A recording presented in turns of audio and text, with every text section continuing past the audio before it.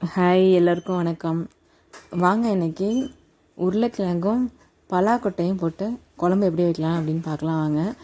இந்த பலாக்கொட்டை நம்ம தமிழ்நாட்டிலேருந்து வரதில்லை, கேரளாலேருந்து தான் வருது. நல்லாயிருக்கும், அதே டேஸ்ட் மாதிரி தான் இருக்கும், கொஞ்சம் நல்லாயிருக்கும். ஆனால் ஸோ ஃபஸ்ட்டு என்ன பண்ணிக்கிறோம் அப்படின்னா, இந்த பலாக்கொட்டையும் உருளைக்கிழங்கு ரெண்டாக வெட்டி போட்டுக்கோங்க. அதையும் போட்டுட்டு நம்ம குக்கரில் அதோட முழுகிற அளவுக்கு தண்ணி ஊற்றி உப்பு போட்டு வேக வச்சுக்கலாம் நல்லா. இப்போ குக்கர் நல்லா க்ளோஸ் பண்ணிக்கோங்க. க்ளோஸ் பண்ணிவிட்டு ஒரு 2 இல்லைனா 3 விசில் போதும், அதுக்கு மேலே வேண்டாம். ஏன்னா ரொம்ப குழஞ்சாலும் உருளைக்கிழங்கு மாதிரி போயிடும். ஸோ 2 விசில் 3 விசில் வந்ததுக்கப்புறம் நிப்பாட்டி வச்சுக்கோங்க. இப்போ அதுக்கு தேவையான மசாலா எப்படி செய்யலான்னு பார்க்கலாம் வாங்க. இப்போ ஒரு கடாயில் எண்ணெய் ஊற்றிக்கலாம். 1 or 2 ஸ்பூன் ஆயில் ஊற்றிக்கோங்க. ஊற்றிக்கிட்டு அதுக்கு தேவையான பட்டை, கிராம்பு, ஏலக்காய், சோம்பு எல்லாம் எடுத்து வச்சுக்கோங்க. போட்டு அப்படியே எண்ணெயில் தாளிச்சிட்டு இப்போ வெங்காயம், பெரிய வெங்காயம் தான் நான் எடுத்திருக்கேன். ஒரு 2 வெங்காயம் எடுத்துருக்கேன் மீடியம் சைஸில். அதை சின்ன சின்னதாக வெட்டி அதிலே போட்டு நல்லா வதக்கிக்கோங்க. கண்ணாடி பதத்துக்கு வந்ததுக்கப்புறம் என்ன பண்ணலாம், ஜிஞ்சர் கார்லிக் பேஸ்ட்டு எடுத்து அதையும் போட்டுக்கலாம். நான் ஏற்கனவே பேஸ்ட் பண்ணி நான் எப்பொழுது என்ன பண்ணுவேன்னா, பேஸ்ட் பண்ணிவிட்டு ஒரு 1 வீக் வரைக்கும் நான் யூஸ் பண்ணுற அளவுக்கு வச்சுக்குவேன். அதனால் அதுலேருந்து தான் எடுத்து போட்டிருக்கேன். ஃப்ரெஷ்ஷாக வேணால் ஃப்ரெஷ்ஷாக அரைச்சி யூஸ் பண்ணிக்கலாம். இப்போ தக்காளியும் போட்டுட்டு இது லைட்டாக கல்லுப்பு போட்டுக்கோங்க. இப்போ கல்லுப்பு போட்டுட்டோம் அப்படின்னா நல்லா தக்காளி வதங்கி வந்துடும். இந்த மாதிரி நல்லா எல்லாம் வதங்கி வந்ததுக்கப்புறம் மசாலா போடலாம். இப்போ மஞ்சத்தூள் 1 ஸ்பூனு, மல்லித்தூள் ஒரு 1.5 ஸ்பூன் போட்டுக்கோங்க.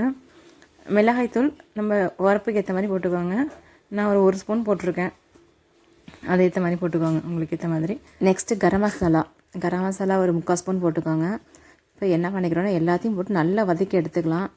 வதங்கினதுக்கப்புறம் கொஞ்சோண்டு தண்ணி, ஒரு 1/4 டம்ளர் தண்ணி எடுத்து ஊற்றி அதையும் போட்டு நல்லா வதக்கிக்கோங்க. தண்ணி ஊற்றி நல்லா வதக்கிக்கோங்க.